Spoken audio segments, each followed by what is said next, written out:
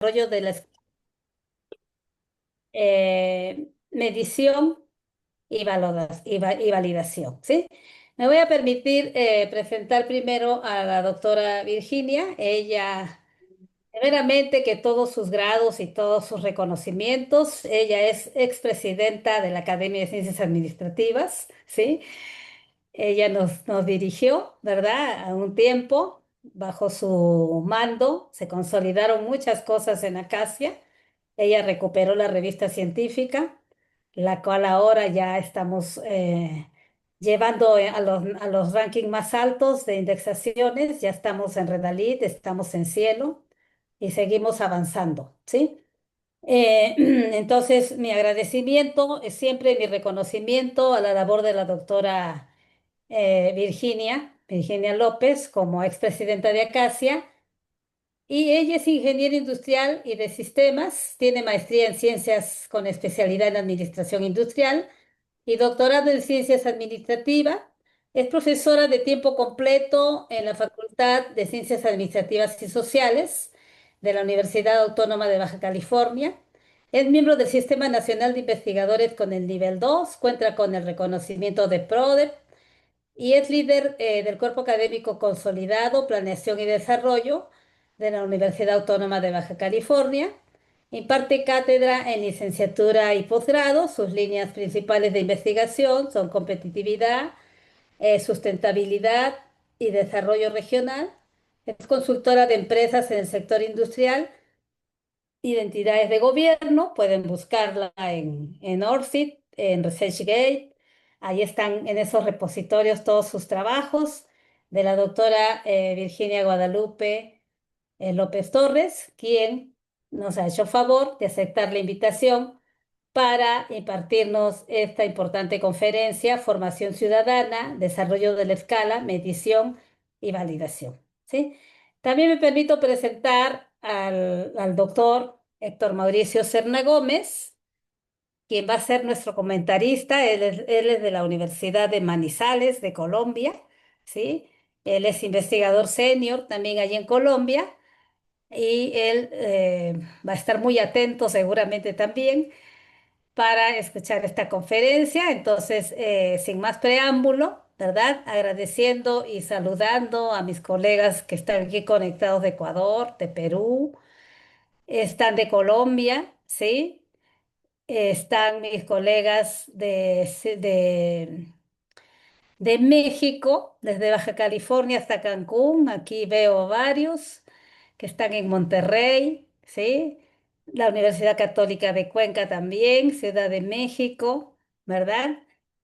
Y de muchos otros lugares de nuestro hermoso país. Están de Tlaxcala. Y bueno, no terminaría y tengo temor de que falte alguno. Saludos a todos, los de México y los de Latinoamérica. Le cedo la palabra a la doctora Virginia Guadalupe. Adelante, doctora.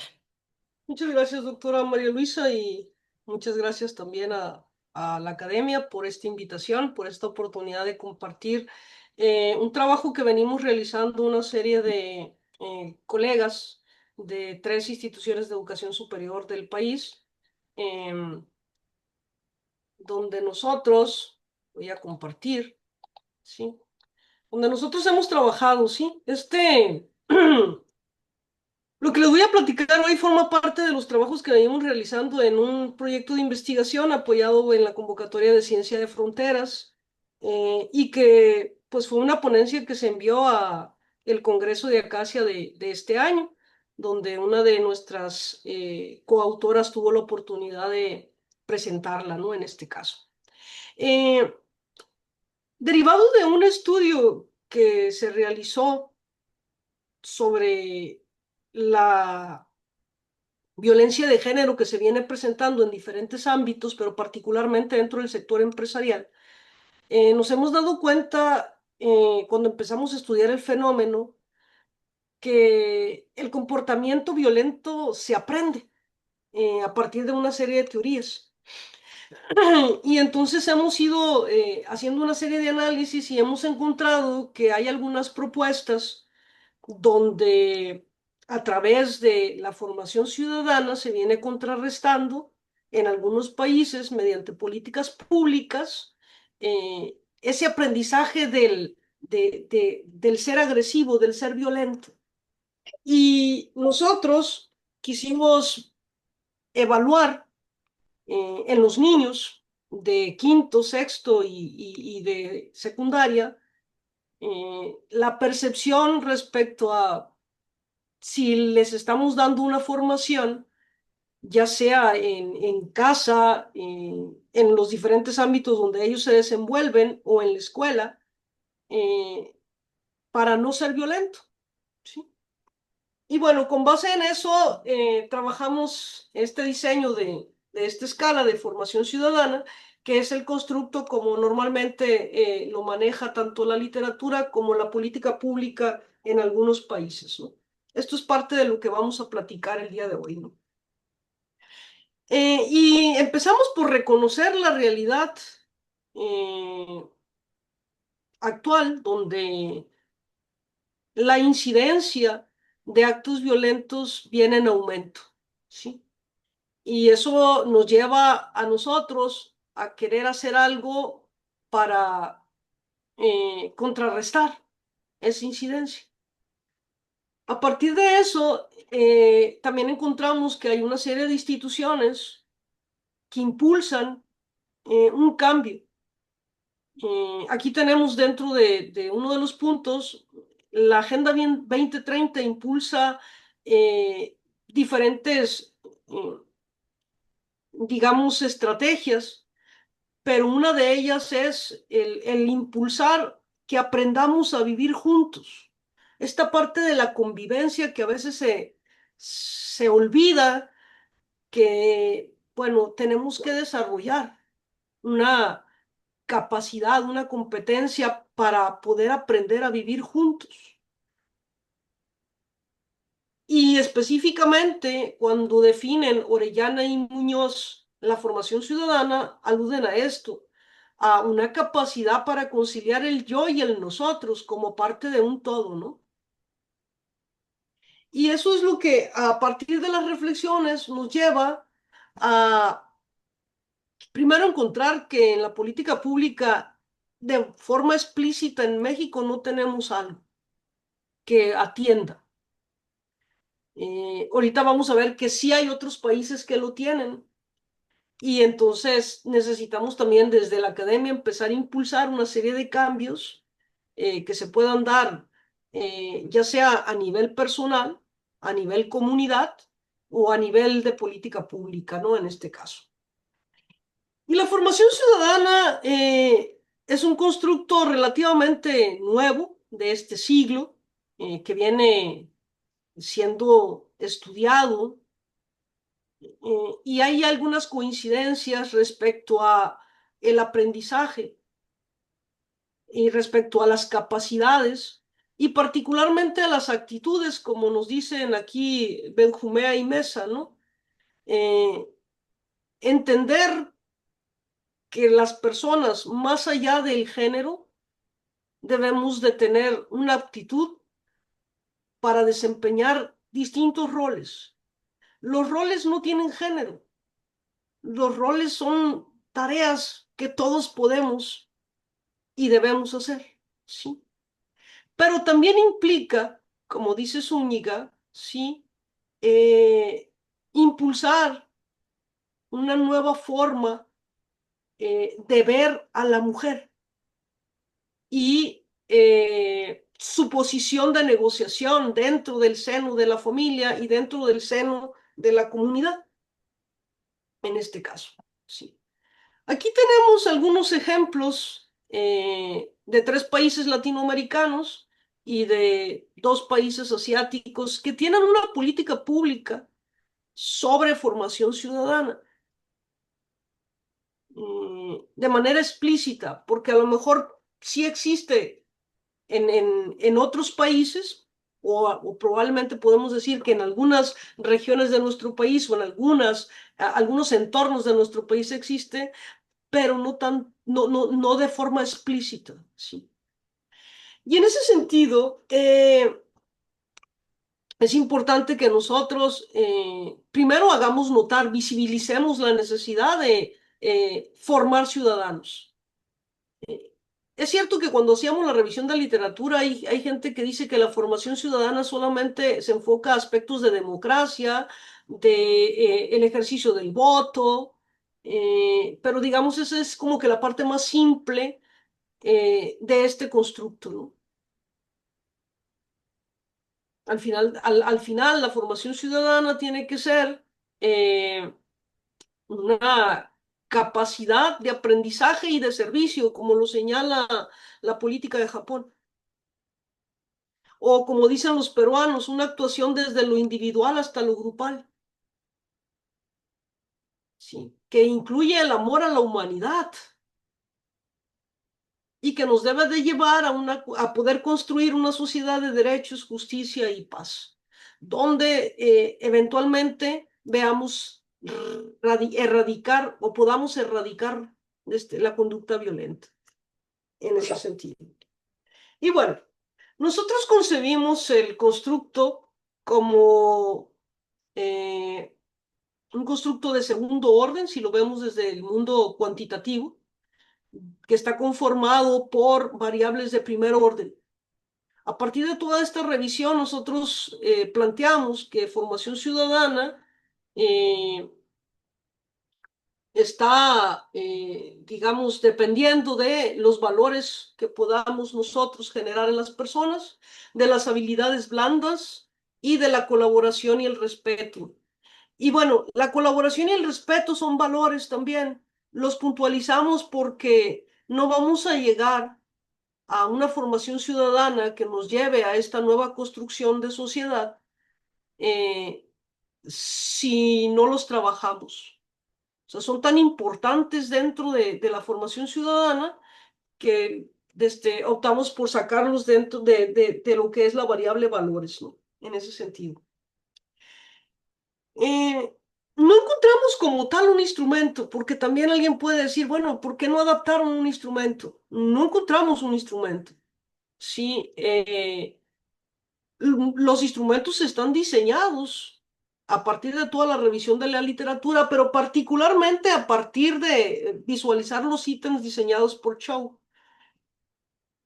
Entonces hicimos nosotros una redacción de ítems que pusimos a consideración de expertos para que hicieran la validez de contenido. Eh, Usamos una plantilla para que ellos puedan valorar claridad, coherencia y relevancia.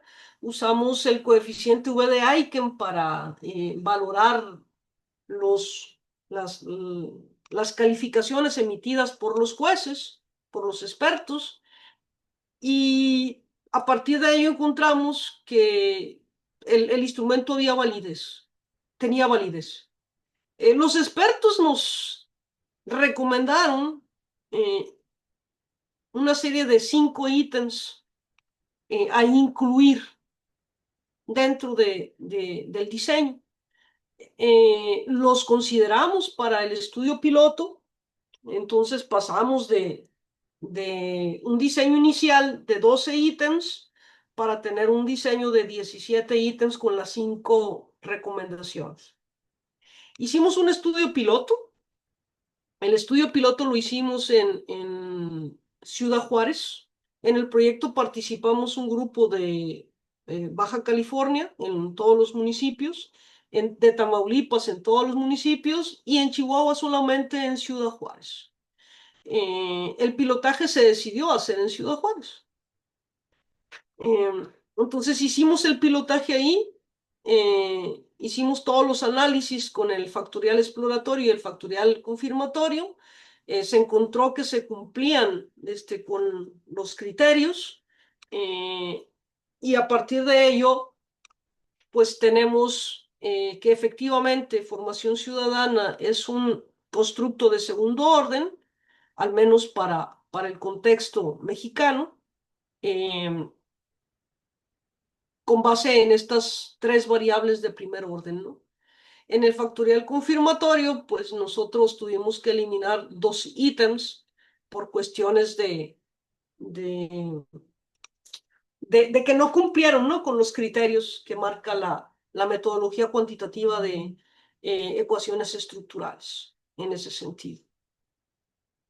Eh, Nosotros ahorita, por ejemplo, ya estamos en otra fase del proyecto, ya hicimos el levantamiento del muestreo, tenemos alrededor de 1.200 encuestas a partir de ir avanzando en las etapas del proyecto, ¿no?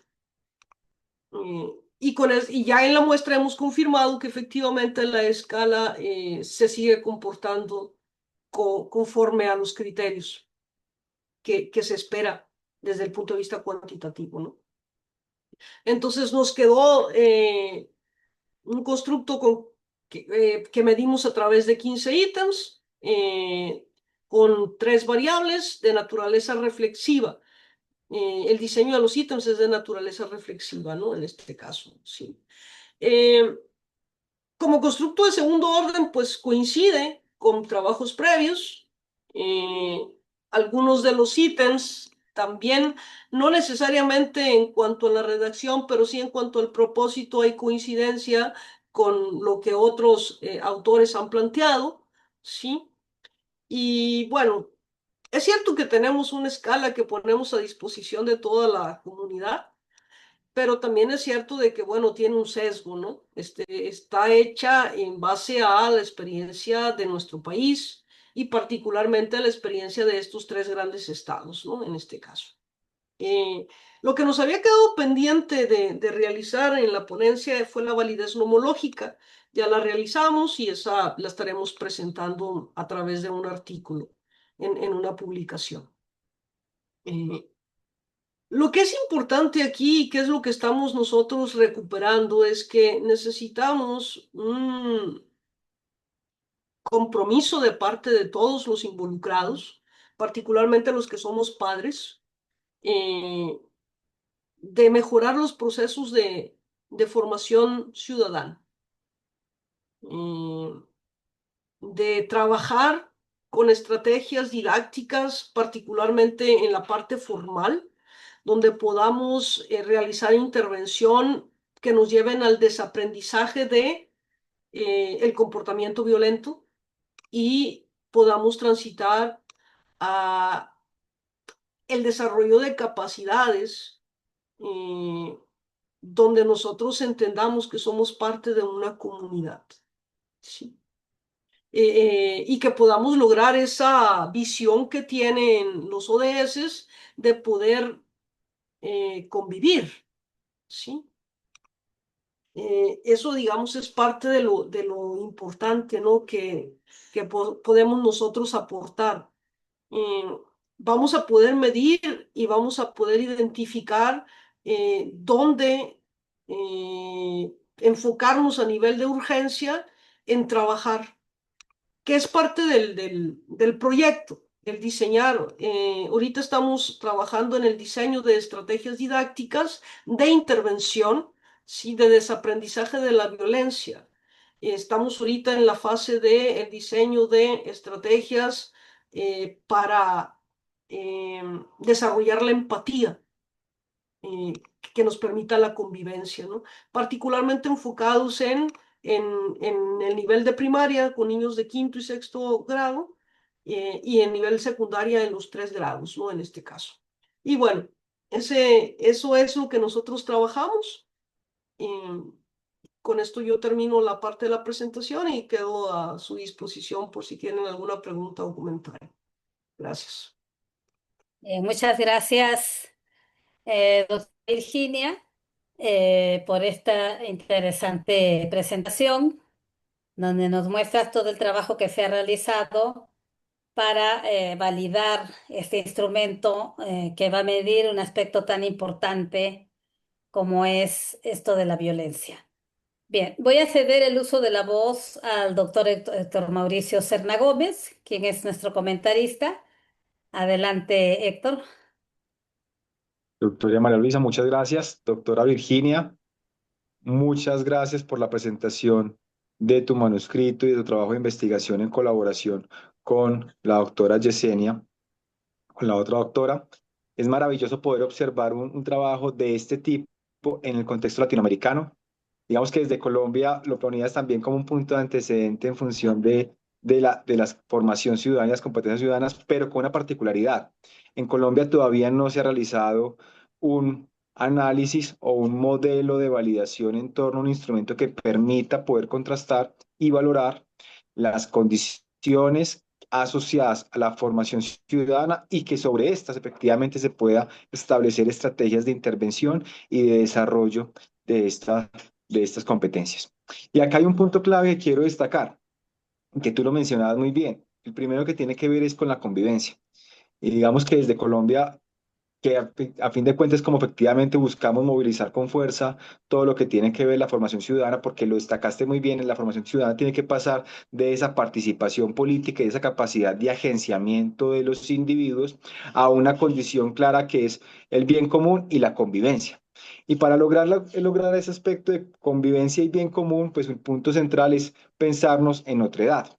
Y en otra edad es pensarnos que somos seres completamente únicos, seres con una identidad específica y que bajo esa condición pues estamos conviviendo, estamos relacionándonos con otras personas únicas, que hay donde efectivamente cuando tú planteas el tema de empatía, tema de reconocimiento del otro, se vuelven fundamentales para poder establecer la convivencia y el buen vivir.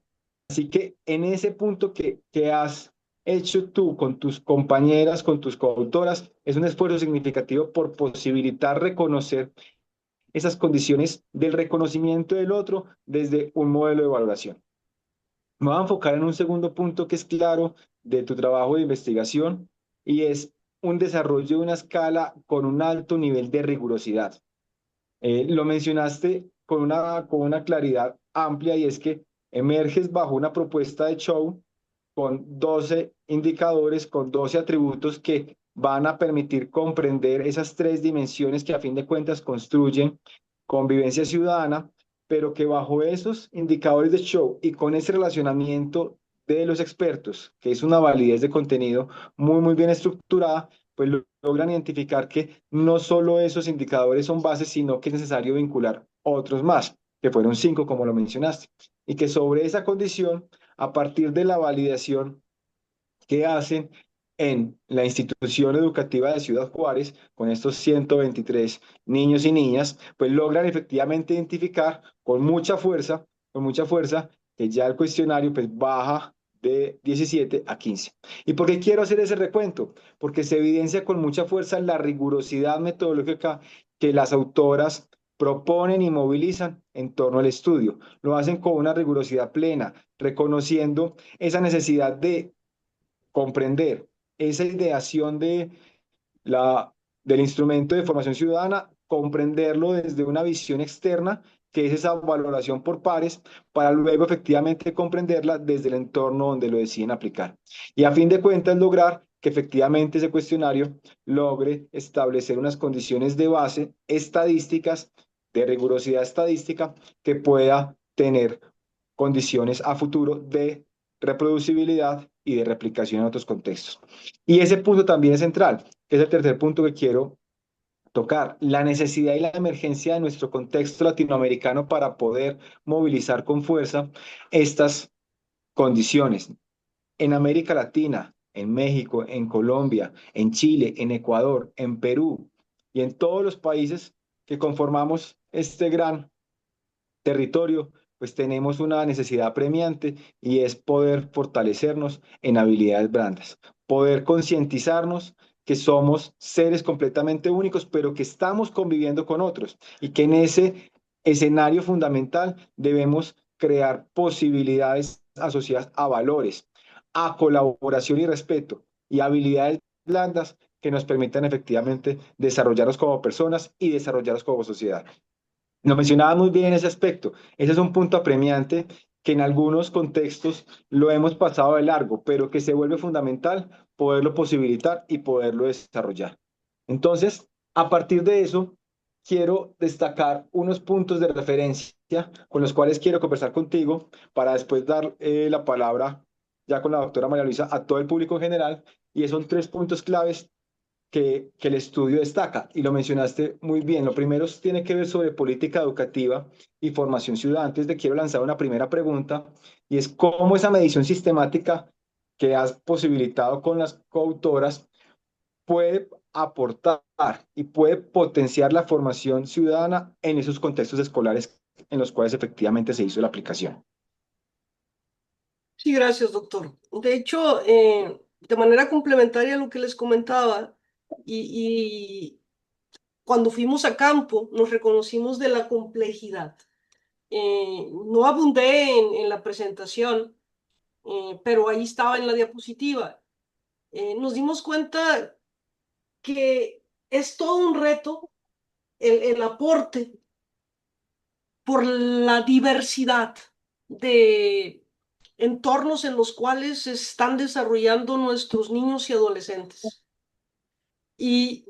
Por ejemplo, nosotros hicimos una pregunta tipo de familia y entonces encontramos, ya cuando agrupamos los resultados, encontramos que hay la familia tradicional, por así decirlo. Luego estamos la familia extensa. Luego hay una familia monoparental, hay una familia reconstituida que nosotros le llamamos, ¿sí? Y hay una familia homoparental. Entonces, tenemos que primero reconocer eh, pues toda esta diversidad de entornos en los cuales eh, se están desarrollando o se desarrollaron las personas, por lo cual va a ser complejo trabajar esta parte de la formación ciudadana. Ahora, nuestro aporte es a partir de eso, a partir de reconocer la realidad y a partir de estos resultados, que no se quede como un simple diagnóstico, sino que a partir del diagnóstico hagamos propuestas.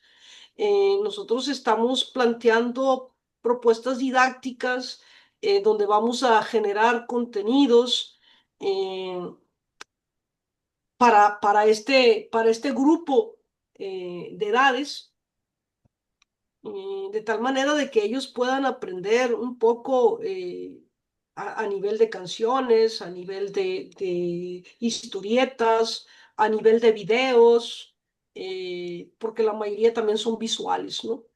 Entonces, aportamos la escala e invitaríamos a que se replique, a que se adapte y se replique. Nosotros aquí, por ejemplo, hicimos, digamos, el lenguaje original con el que trabajamos los ítems, pero cuando fuimos a campo nos dimos cuenta que había que explicarle a los niños qué es empatía. Había que explicarle al niño a qué nos referíamos con algunas palabras que conforman el diseño de ítem para que él pudiera entender. Había que ejemplificarlo, ¿no? En un determinado momento. Entonces, de hecho, nosotros acá en el estado tenemos población indígena y el instrumento también lo trabajamos en ese lenguaje para también incorporarlos a ellos dentro del estudio. Y creo que ese es el aporte principal ahorita en cuanto a la parte tangible. En cuanto a la parte intangible, el aporte más importante es eh, como que sacudirnos a nivel de sociedad para que reflexionemos cómo hemos llegado hasta aquí. O sea, porque el nivel de violencia que se observa es tal, pero ¿cómo llegamos aquí? O sea, y partiendo de esa premisa que yo les decía, el comportamiento violento se aprende. Entonces, la violencia no se da de un día para otro. Es un aprendizaje y hay que cortar. Entonces, creo que la propuesta más importante viene ahí a partir de hacer visible que el comportamiento es resultado de un aprendizaje y que tenemos que cambiar la forma en cómo interactuamos, que tenemos que cambiar la forma en cómo eh, estamos propiciando que que se aprendan cosas que no deberíamos de aprender. No sé si con esto haya dado respuesta. Sí, y, y sabes que en esto que estamos comentando también nos dejas una reflexión muy potente a nosotros como investigadores. Lo más seguro, quienes estamos en este momento participando de esta conferencia somos académicos e investigadores y tocas un punto central y es el contexto situado. Cuando hablamos de convivencia, pues lo vemos bajo esa generalidad, pero es que tocaste el punto de poder comprender la forma como investigamos en los contextos situados. La forma como convivimos cambia completamente de acuerdo a las condiciones culturales y territoriales. Y eso es un punto clave que para nosotros como investigadores tiene que estar completamente marcado. Y un segundo punto que quiero comentar en función de estos tres aspectos que queremos conversar en torno a la presentación, tiene que ver con currículo y que lo mencionaste. Entonces, ¿qué cambios consideras son claves en el currículo para poder potenciar la formación ciudadana? Ok, hay algo que se conoce como el currículum oculto, ¿no? Entonces, pero tanto en el oculto como en el no oculto es importante. Yo creo que, primero, todos los que somos docentes, más allá del nivel, tendríamos que reflexionar la forma en cómo ejercemos la docencia. Tendríamos que revisar las estrategias didácticas que estamos usando. Si con las estrategias didácticas estamos replicando y estamos reproduciendo comportamientos, eh, bueno, más bien, ¿qué comportamientos estamos, digamos, propiciando a partir de las estrategias didácticas? Y luego hacer una valoración de esos comportamientos y poder si es necesario, pues cambiar. Y de una manera muy particular, algo que estamos trabajando ahorita es en el diseño de estrategias didácticas con perspectiva de género.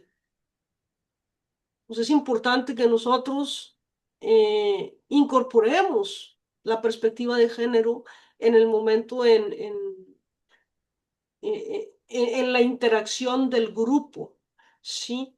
Eh, en este caso, o sea, trabajar metodologías eh, que nos permitan identificar barreras, estereotipos, eh, que a lo mejor se han venido reproduciendo y que tenemos que cortar de tajo con ellas, ¿no? En este caso. Debemos de poner en marcha estrategias participativas y formativas que nos permitan llegar a la equidad de género. Eh, Entonces, creo que esa parte es la más relevante, cómo nosotros nos conducimos, eh, cómo propiciamos esta convivencia dentro del aula y dentro de la escuela y entre nosotros mismos como pares, no solamente con nuestros alumnos, sino que tenemos que cambiar esta parte de la convivencia, esta parte de la interacción. Tenemos que poner énfasis en los cómo más que en los qués. Porque el qué puede ser bonito, pero el cómo pierde el qué. Entonces, y a veces ahí es esta parte donde no le ponemos atención. Entonces tenemos que empezar a ponernos atención a nosotros desde cómo estoy actuando. Con mi actuación, realmente estoy formando, estoy trabajando para la formación ciudadana o no estoy trabajando para la formación ciudadana. Porque no necesitamos trabajarla en una materia, en una asignatura, es una competencia transversal que tenemos que trabajar todos. Y todos me refiero a todos los que somos docentes, o sea, por eso decía, es parte de ese currículum oculto, o sea, pero debe de estar ahí, debe de estar, o sea, no es de que, vamos a poner una materia de formación ciudadana porque con eso vamos a desarrollar ciudadanía. No, no, es una competencia transversal que vamos a trabajar o que debemos de trabajar todos, incluyendo quien no es docente, incluyendo el personal administrativo que da apoyo a los estudiantes. Entonces, es de todos. No sé si con eso me explique. Completamente, doctora. Creo que nos dejas una reflexión muy importante en función del currículo oculto y en función también del enfoque de género, porque el enfoque de género en nuestros contextos latinoamericanos hemos tenido unas presunciones morales que excluyen y no crean una condición en diversidad. Entonces, eso también es un punto clave en función de lo que estamos acá comentando. Te quiero preguntar, un tercer aspecto es aquellos rectores, aquellos directivos en instituciones educativas que deciden aplicar el cuestionario, ¿qué sugerencia les darías? Bueno, cuando nosotros empezamos esto, de hecho se decidió empezar en Ciudad Juárez por los vínculos y las relaciones de los compañeros de Juárez. Y voy a hablar, es un poquito diferente en Baja California, y cuando empezamos acá a llegar, eh, pues sobre todo en los colegios privados, los dueños revisando, ¿no? Y algunos cuestionando, algunos sin abrir la puerta y algunos abriendo la puerta. Y nos ha sorprendido más eh, la apertura que tiene el sector público de educación, ¿no? Eh, Particularmente nosotros acá, las escuelas dicen es que si detectamos esto, eh, estoy obligada a denunciarlo. Y como es anónimo, lo vamos a saber, pero entonces no va a haber una denuncia, ¿no? Entonces, una de las cosas que nos permitió entrar es, si usted me permite, yo le voy a dar un diagnóstico. A vuelta de una semana, yo le voy a entregar un estudio con un diagnóstico y la parte más importante que son las estrategias. Si usted me permite, nosotros vamos a trabajar y vamos a capacitar a su personal docente con este enfoque de diseño de estrategias didácticas diferenciadas, ¿no? Y esta parte de ser un ganar-ganar, ¿no? Ahora, siempre hay el directivo que dice, no, porque esto no pasa en mi escuela. Sí. La verdad es que a veces ni siquiera sabemos si pasa, porque muchas veces los niños se callan en este sentido. Entonces, yo creo que lo principal es no cegarnos a la realidad, lo que pudiera estar pasando, tener esa apertura para estar observando siempre. Siempre existe la posibilidad, ¿sí? Voy a comentar algo. En paralelo a esto, nosotros estamos haciendo un estudio también con adultos. Y una de las cosas que hemos hecho o hemos encontrado a partir de esta no realidad es cómo se da la interacción a través de medios digitales. ¿Sí? Y ahí hemos encontrado y hemos visto, ¿no? Entonces, yo creo que a nivel directivo lo primero es, hay que estar muy atentos a qué está pasando en nuestro contexto, en nuestro entorno. Hay que tener esa apertura para poder tener la claridad de ver la realidad antes de que pueda haber algún tipo de problema, ¿no? Eh, Nosotros acá hemos interactuado con las autoridades. Probablemente a nivel nacional no salga mucho esta información, pero sí hemos tenido eh, estudiantes que atacan lo que pasó ayer en Estados Unidos. Sí hemos tenido a pequeña escala, hemos tenido estudiantes que llegan.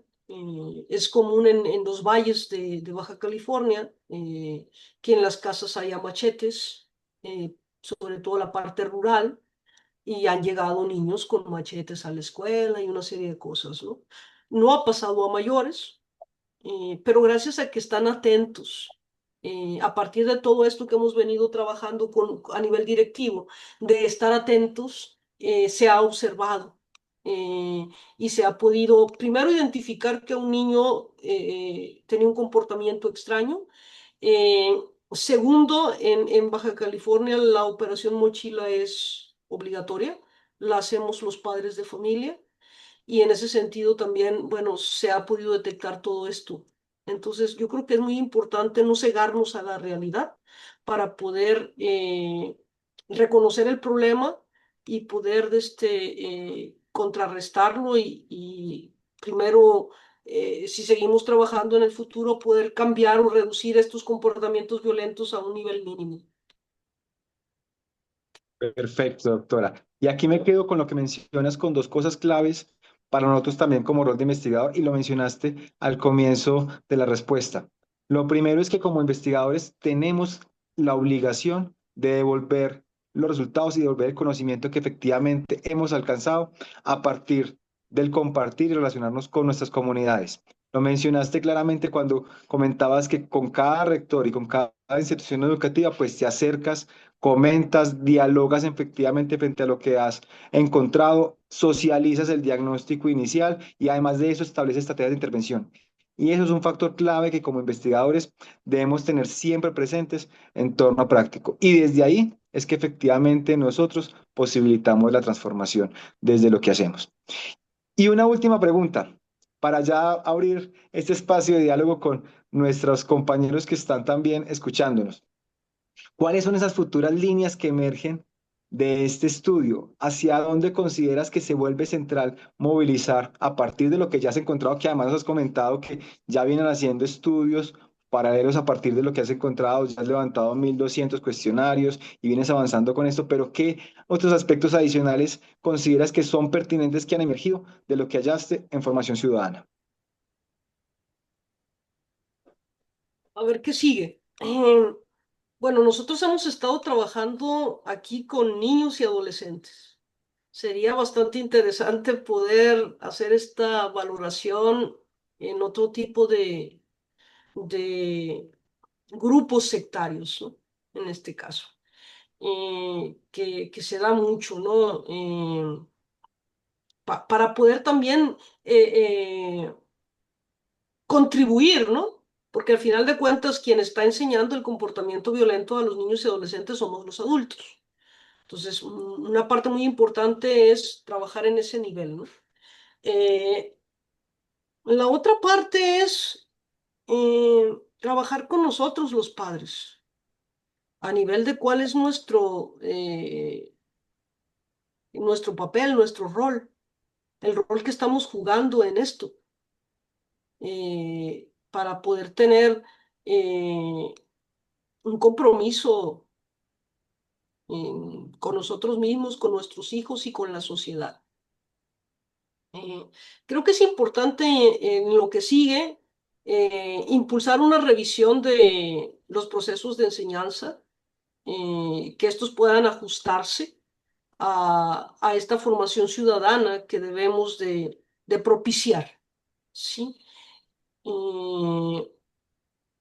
Y todavía mayor porque necesitamos un cambio social que nos permita regresar a lo que realmente debemos de buscar, que es aprender a vivir juntos, la parte de la convivencia. Y la futura línea es cómo conciliar el yo y el nosotros. Porque es muy simple decirlo, pero bueno, o sea, habría que también analizar cómo hacemos para impulsar en esa formación ciudadana la conciliación del yo con el nosotros y cómo generamos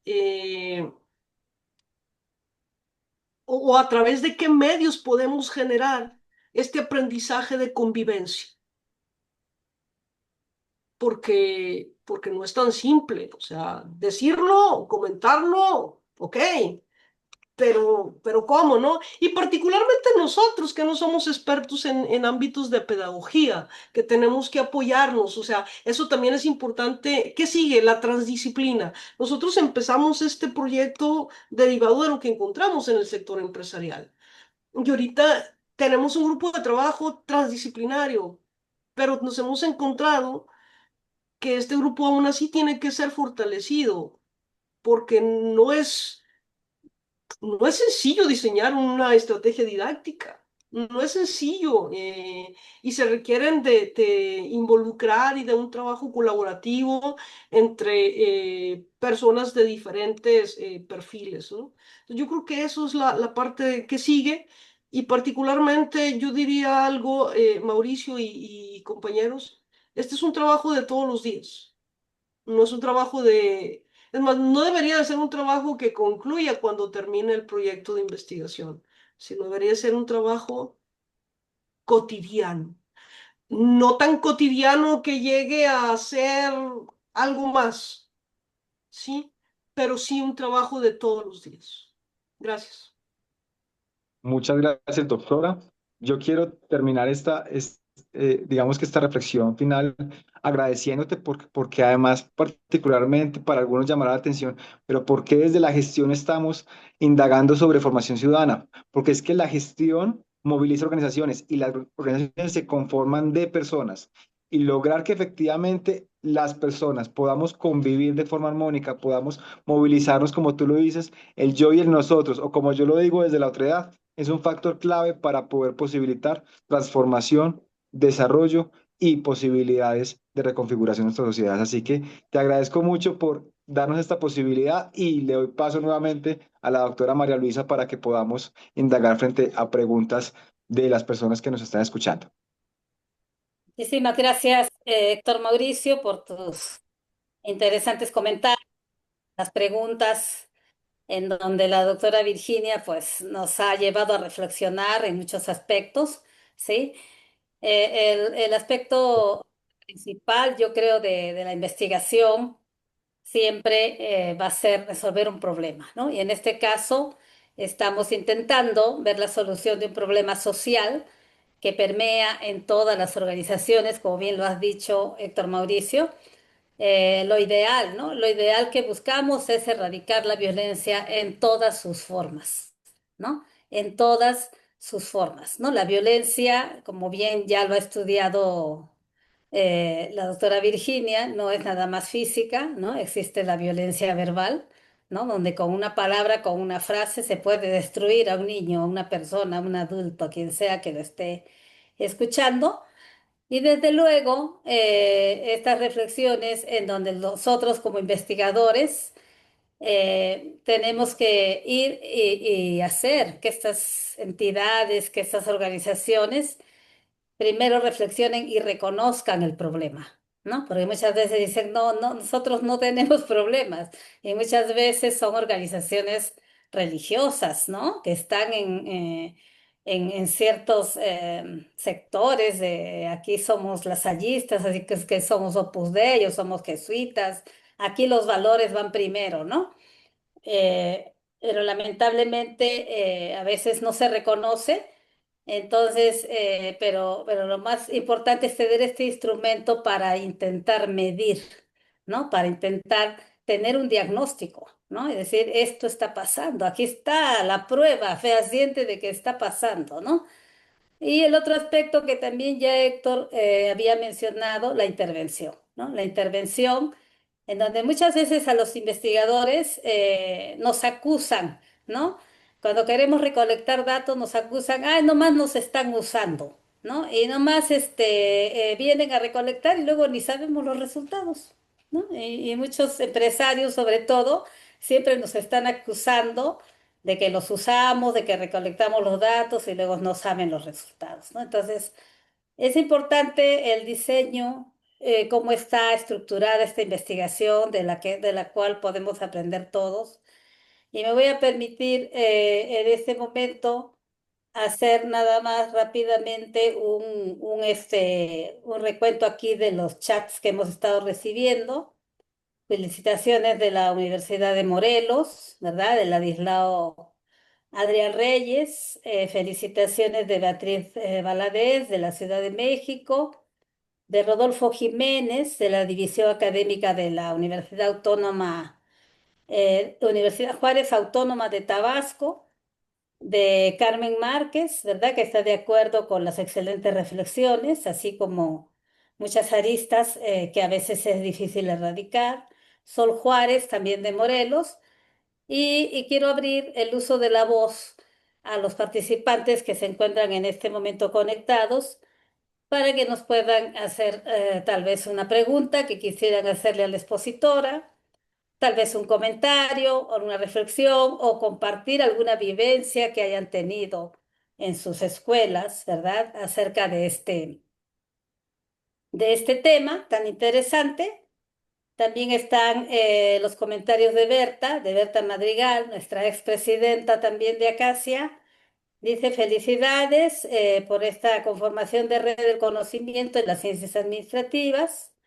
Sol Juárez vuelve a escribir y pone que es un tema súper importante para la prevención de la violencia de género desde la seguridad ciudadana.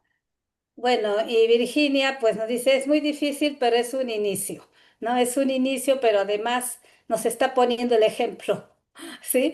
Y esa es una parte bien importante, nos está poniendo el ejemplo a todos los investigadores mexicanos, a los latinoamericanos que nos siguen, ¿verdad? Y es muy importante entonces que podamos seguir pegándonos a esta red, que podamos seguir avanzando, que podamos seguir trabajando en aras de intervenir en los problemas sociales, en los problemas empresariales, en los problemas que aquejan a todas las organizaciones y un aspecto bien importante, ¿no? Hacer investigación con rigor científico, ¿no? Hacer investigación con rigor científico para que esos hallazgos tengan validez, ¿no? Porque cuesta tanto trabajo hacer una investigación y cuesta tanto trabajo recolectar datos que nos den datos, ¿verdad?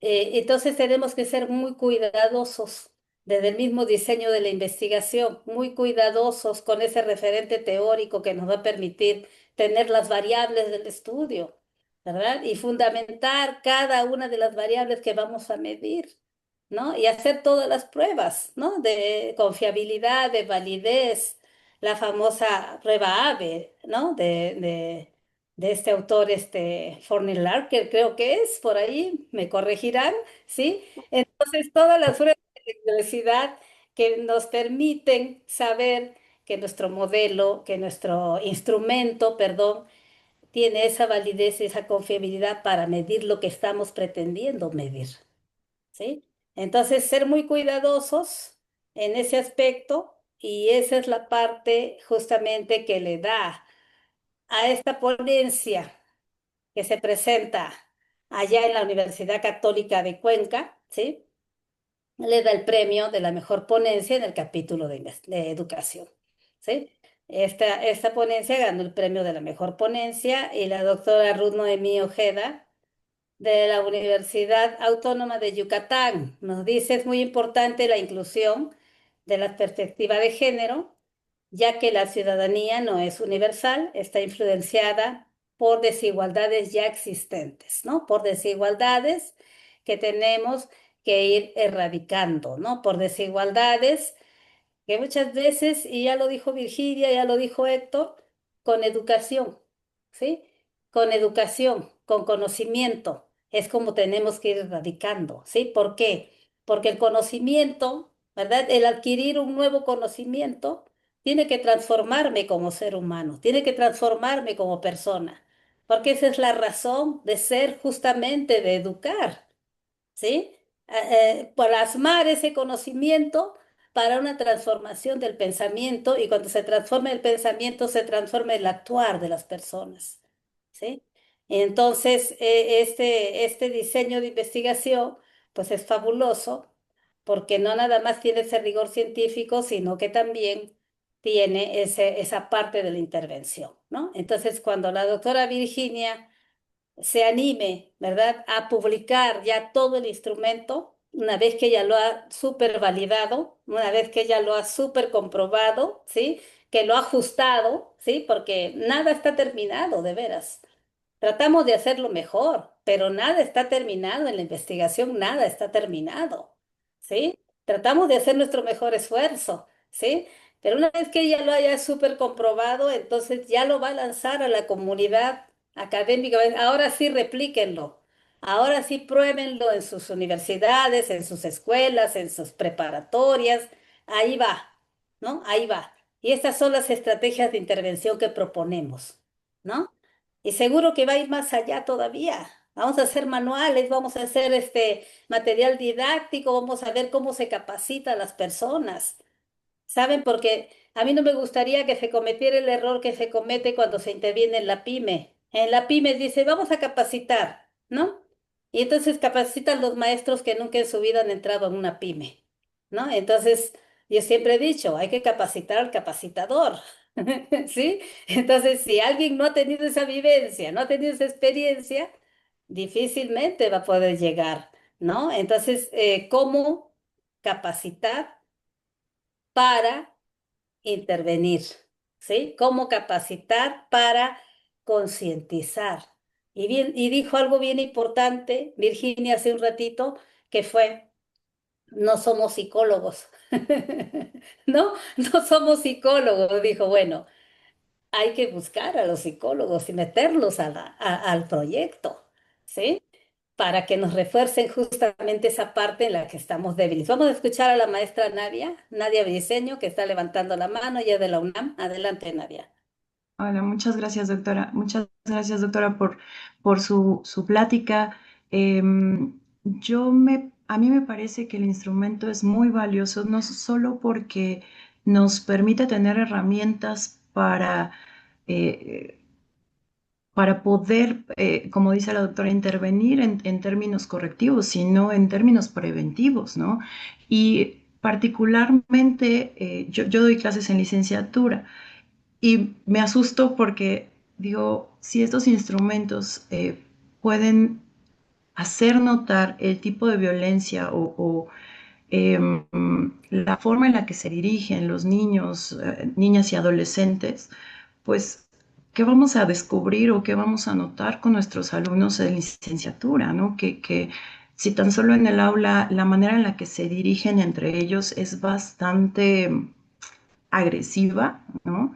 Eh, eh, ¿qué vamos a encontrar en al aplicar este instrumento en esas aulas, ¿no? Y creo que sí, como docentes tenemos un papel, pues, muy importante porque digo, el burro hablando de orejas, ¿no? A veces nosotros también llegamos a ser violentos con nuestros estudiantes. Entonces, creo que esto que mencionaba de no solo es con ellos, sino con los profesores, capacitarnos, hacernos entender cuáles son nuestros errores y que este ejemplo que nosotros estamos dando, pues puede también hacer resonar en las conductas y los comportamientos que tienen los alumnos. Entonces, a mí me gustó mucho la plática, creo que su instrumento es muy interesante, muy importante, en especial para profesores como yo, que estamos en las aulas y que pues a veces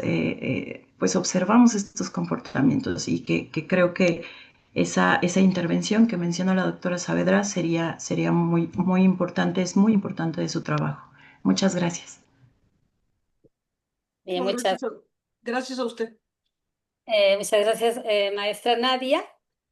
Vamos a despedir este foro si nadie más quiere intervenir. Ya estamos a un minuto de cerrar, ¿sí? Y los esperamos a todos, ¿sí? A todos el próximo mes en un taller bien importante que vamos a tener sobre la inteligencia artificial en la investigación, ¿sí? En un seminario. Y también quiero compartirles rápidamente la invitación, ¿sí? Para que se vayan preparando a asistir, ¿verdad? A asistir a nuestro congreso, ¿verdad? De investigación, a nuestro magno congreso de investigación, ¿sí? Es el número, fíjense, ya vamos a llegar al 30, es el número 29, ¿sí? Que va a ser en Oaxaca el próximo año 2026, del 21 al 24 de abril, para que lo vayan anotando en sus agendas, ¿sí? Ya mañana estaremos lanzando la convocatoria, ¿sí? Mañana muy temprano tenemos una junta de consejo, los integrantes del consejo que estén conectados, no olviden, ¿sí? Mañana muy temprano tenemos una junta del consejo que va a ser muy rápida.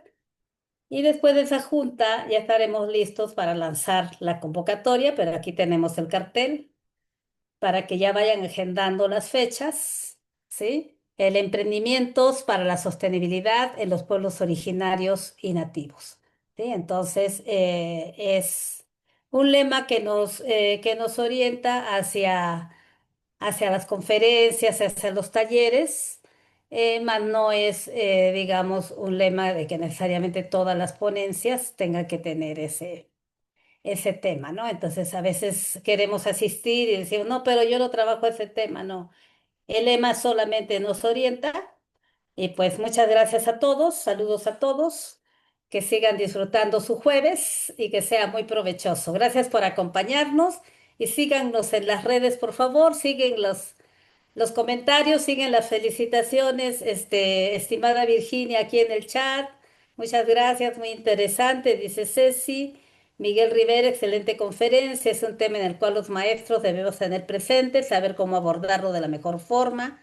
Gerardo Castillo, muchas gracias por la ponencia. Carmen Márquez, gracias y hasta luego. Celina, excelente conferencia. Celina González de la UNAM. Jacqueline Hurtado, gracias por toda la información y pues Beatriz Valadez y así, si no cierro, siguen bombardeándonos con felicitaciones y con saludos y muchísimas gracias a todos. Un abrazo fuerte para todos. Seguimos en la familia de Acacia, ¿sí? Muchas gracias, doctora María Luisa, desde Ecuador. Un abrazo. Gracias, Juan San Luis. Un abrazo también.